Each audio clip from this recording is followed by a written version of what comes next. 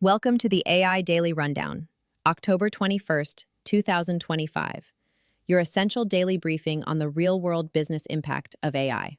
Today, the AI race heats up, but the guardrails are going up. DeepSeek drops a massive 3B OCR model, Anthropic brings Claude Code directly to the browser, and Gemini gains critical live map grounding capabilities. But we're also covering the OpenAI MLK deepfake scandal, and why Sora is tightening its content rules after Hollywood complaints. Karpathy gives a necessary reality check on AI agents. Is the hype outpacing the engineering? But first, a critical question for enterprise vendors. Are you still marketing to the general public? Stop. Your platform solves the hardest challenge in tech, getting secure, compliant AI into production at scale. But are you reaching the right 1%? AI Unraveled is the single destination for senior enterprise leaders, CTOs, VPs of engineering, and MLOps heads. We have reserved a limited number of high-impact mid-roll ad spots. This is a direct line to your most valuable buyers. Secure your package immediately by emailing us at info@dhmgaytech.com. Finally, in our AI X-Breaking News segment, we analyze the Amazon AWS outage from the perspective of multi-cloud resilience and model failover. Plus, how the tragic passing of chess GM Daniel Naroditsky is shaping the next generation of LLM tutors. If you rely on this show for your daily insights, please hit that like and subscribe button right now. The full AI Daily Rundown is up next. Stay with us. Welcome back to the Deep Dive. It is October 21st, 2025, and if you've been watching the AI landscape lately, you might feel like the whole industry is trying to drive a Formula One car, while simultaneously installing seat belts and speed cameras. We had a really robust stack of sources this week that, reveal this massive, crucial duality. On one side, you see AI firms launching these highly specialized, powerful enterprise tools, stuff designed to unlock billions in efficiency. Right. But then on the other side, the foundational legal and ethical guardrails, the rules for copyright, likeness, safety, they seem to be buckling under the sheer speed of it all. Early adoption pressure. That's exactly the conflict we're here to unpack for you. Our mission today is to look beyond the hype and focus on two key things. What's technically possible right now that will revolutionize business, and what's ethically and legally necessary to, prevent chaos from this pace of development. Yeah. We are really operating in a world where the speed of generation has just completely outstripped the speed of lawmaking. Okay, so let's start right there with the friction point. Because this intellectual property collision, it's forcing immediate policy changes, particularly around likeness and history. And nowhere is that clearer than Hollywood. It's fascinating, isn't it, how quickly that whole move fast and break things philosophy of generative AI just runs smack into organized, established power, like the cultural industries. Yeah, take Sora, the video model. OpenAI had to release a joint statement with major Hollywood agencies and the SAG-AFTRA union.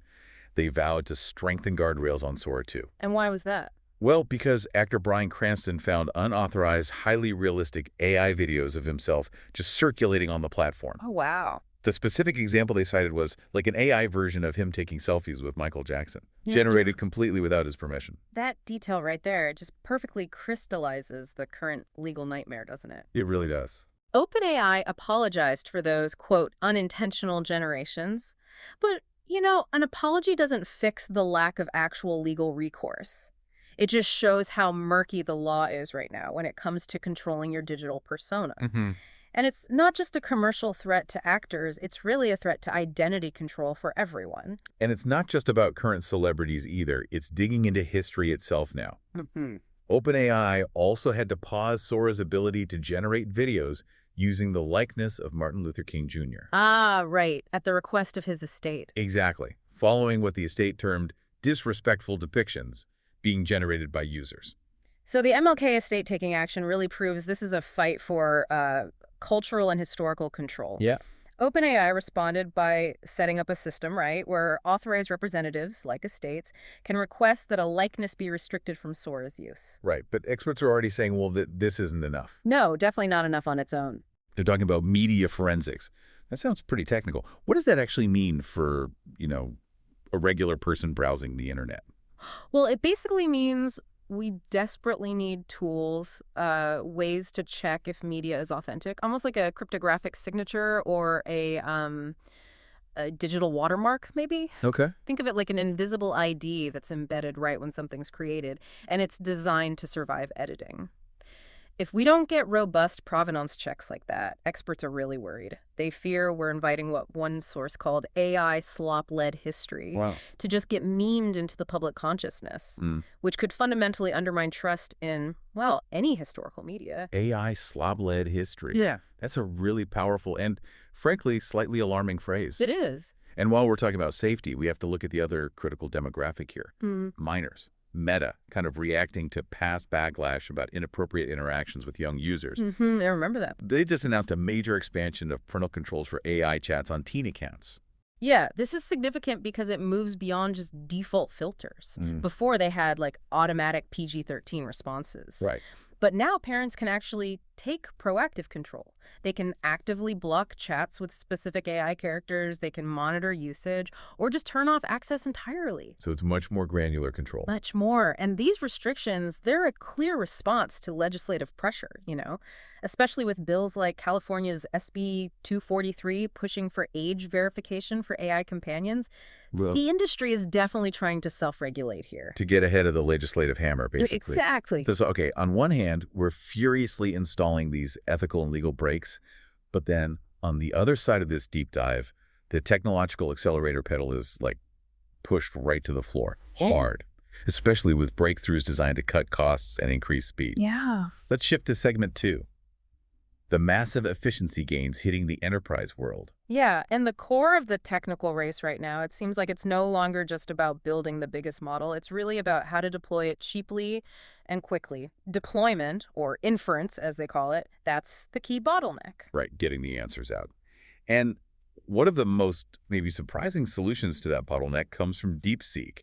They unveiled this massive 3 billion parameter optical character recognition model, OCR. Yeah, But this isn't just standard text reading. It sounds like a really clever hack. it absolutely is. DeepSeek's big innovation here is that it parses document text as images. As images, why does that matter? Because by treating the input document like an image, they can compress the content up to 10 times. 10 times, while still retaining over 96% precision of the original meaning. Wait, so the technical benefit isn't just speed, it's cost reduction. Is that the main play? Precisely, yeah. This innovation directly tackles the context window problem. The context window is how much info an AI can process at once. Right, and bigger windows get expensive fast. Exactly. If you feed it a 300-page document, that costs money. By compressing that 300 pages down to the size of maybe 30 pages, using this image-based OCR trick, DeepSeek makes queries against long documents dramatically cheaper because the token count, that's what you pay for, is radically reduced. That's huge. And the fact that this tech is open source, that's also a big deal, right? Oh, absolutely. It gives companies a kind of pressure release valve, as one source put it, a way to avoid feeling locked into what they call the AI services prison of the major, highly expensive providers. Think of the vendor lock-in. That's the idea. And that drive for cost-effective deployment, it's also showing up in specialized hardware. We're seeing purpose-built silicon emerge. IBM just partnered with Groq. Groq, a challenger chip producer. Yeah, exactly. Their chips are called language processing units, LPUs. And they're specifically designed for inference tasks, not training, which is what GPUs were originally sort of co-opted for. Okay, let's stop here for a sec, because this feels like a big admission by IBM, right? If Groq is succeeding with LPUs, doesn't that imply that the standard hardware IBM and others rely on, the GPUs, is maybe fundamentally flawed for this current deployment environment? Is that the subtext? That is absolutely the subtext, yeah. You have to remember, GPUs were designed for parallel processing, mostly for graphics rendering originally. Right. They were later adapted for training large models. They're like multi-purpose factories. Groq's LPUs, though, are like purpose-built assembly lines, optimized only for inference, for getting the output, the answer, faster, cheaper, and with extremely low latency. That speed and, I guess, resilience. Yeah. That must be crucial, especially now that everyone relies so much on centralized AI. They really are. We've seen how centralized cloud outages, like that recent Amazon AWS incident on US East 1. Oh, yeah, that was messy. Right. It cascades across all these centralized AI pipelines, recommenders, shut down, fraud detectors go offline, everything. Diversifying the chip architecture with things like LPUs helps mitigate that risk. It ensures core deployment infrastructure isn't solely dependent on GPU availability or traditional cloud structures. We're definitely in the AI-first world now, and the hardware is finally catching up. Okay, so moving beyond the hardware layer, we're also seeing really deep specialization in the models themselves. Anthropic, known for its safety focus, just launched Claude for life sciences. Targeting the massive $2 trillion biotech market. Whoa. Yeah. This is probably one of the clearest examples of vertical AI we've seen yet. They are specifically targeting the huge administrative and informational overhead in drug discovery. So the goal isn't to replace the lab work itself. No, not the bench science. It's more about reducing the 10 to 15 years and the roughly $2.6 billion cost associated with getting a drug approved. Okay, but how does Claude actually do that? How does it cut down that multi-billion-dollar cost? By streamlining the massive amount of paperwork and data handling that just bogs down researchers. It automates things like literature review, it cross-references huge scientific data sets to help generate hypotheses, and critically, it drafts complex regulatory documents. Oh, like the FDA submissions. Exactly, like those required for investigational new drug or IND applications. It basically cuts down the purely informational slog, letting researchers focus more on the actual innovation. Makes sense. Yeah. And then in parallel, Adobe launched something called the AI Foundry. This sounds like their direct answer to that whole IP nightmare we were talking about earlier. It really is. Adobe is essentially building custom generative AI models. They start with Firefly, which is key because it's already trained on licensed data, safe for commercial use. Okay. And then they fine-tune it using the client's own specific intellectual property and branding. So the commercial implication here is huge. Adobe is basically taking the liability off the customer's shoulders. Exactly. It's a massive shift of liability. By using the AI Foundry, a business can produce custom text, images, video, and feel confident that they aren't infringing on external copyright because the foundation model, Firefly, is safe, and the tuning data is their own licensed asset. It sounds tailor-made for corporate brand safety. Totally. And Google's doing what Google does, Yeah. cementing its massive competitive advantage through just sheer data dominance. Gemini now has live map grounding capabilities. Yeah, that's Google pulling live data things like business hours, current ratings, specific venue details from its, 250 million worldwide venues via API. Quarter of a billion venues, wow. It's a huge competitive moat, right? Yeah. Because no other AI company has that kind of real-time geographic intelligence trove. They're pricing it as a premium enterprise offering $25 per thousand location-enhanced prompts. Pricey. Yeah, but it enables a whole new generation of incredibly precise location-aware AI applications. We should probably also quickly note the convenience and some niche pivots happening too. Anthropic brought Claude Code into the web browser. Right, which eliminates the need for a terminal for developers, makes it much easier to use. Yeah, lowers the barrier. And then there's the truly wild pivot of Napster. Remember Napster? Ah, the nostalgia rebrand. Yeah, Napster got acquired by some 3D technology firm, and now they're pivoting to an AI platform offering holographic companions. Holographic companion. That's a maximalist pivot if I've ever heard one. Trying to ride both the AI and, I guess, the metaverse buzz at the same time. Bold move. Okay.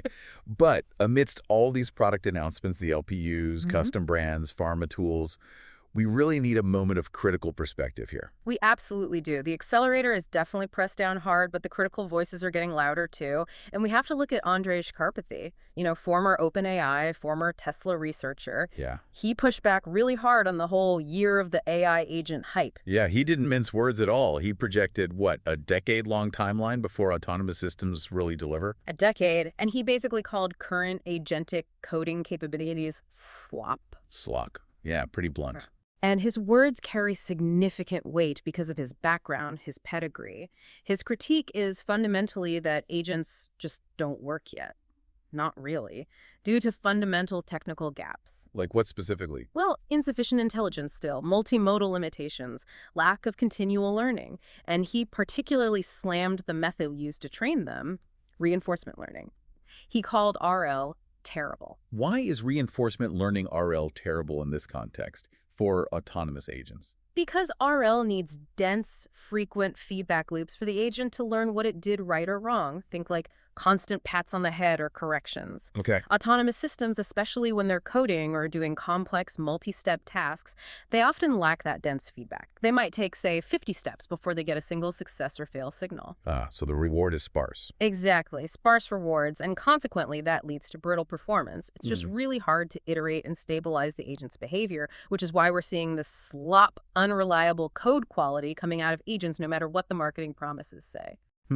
That technical breakdown is such a crucial counterpoint to all of the relentless optimism we usually hear. It really is. And we also need to consider the, let's call it philosophical caution, coming from within the frontier labs themselves. Right, like Anthropic co-founder Jack Clark.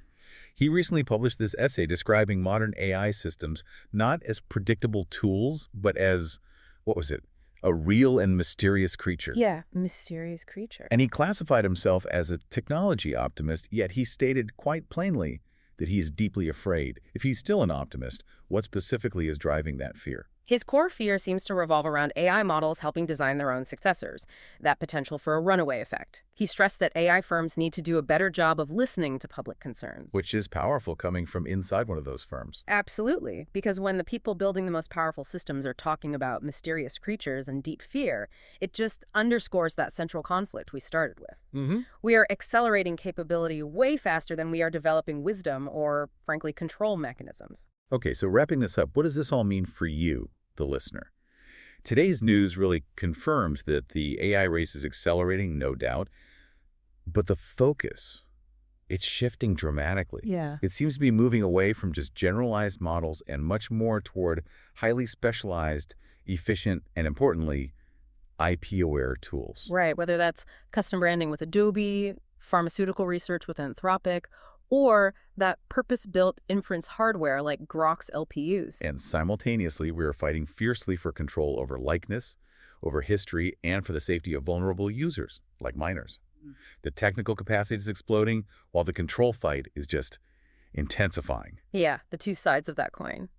But if we connect all this to the bigger picture, we have to consider the risk to foundational information itself. Right. We talked about how AI consumes and processes human knowledge. Right. But we noted a really fascinating and maybe slightly alarming data point in our sources today.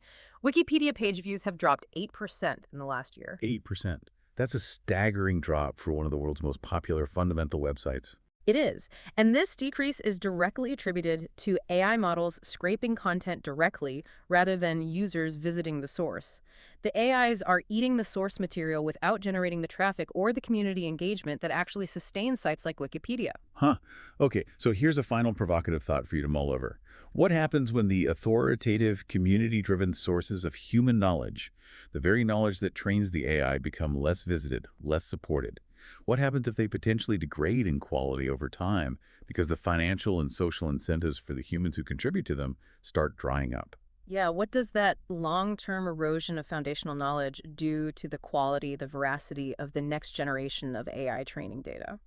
A perfect and, slightly terrifying place to leave our deep dive today. Yeah. You can find all the sources we discussed, from DeepSeek's cost-cutting OCR breakthrough to Karpathy's critique of agents, in the show notes. Go explore them further. That's it for today's deep dive. We hope you walked away with actionable insights for your enterprise strategy. Before you go, let me remind you of the unparalleled value of this platform.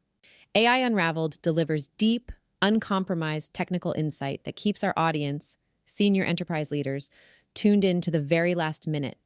That sustained attention is the best place for your ad. This is your opportunity for a direct line to your most valuable buyers, the CTOs, VPs of engineering, and MLOps heads who sign off on high-stakes infrastructure. Stop wasting budget on general marketing noise. Secure your high-impact premium ad campaign right here. Email us today to reserve your mid-roll package, info@djamgatech.com. Thank you for listening to AI Unraveled. We'll be back tomorrow with more.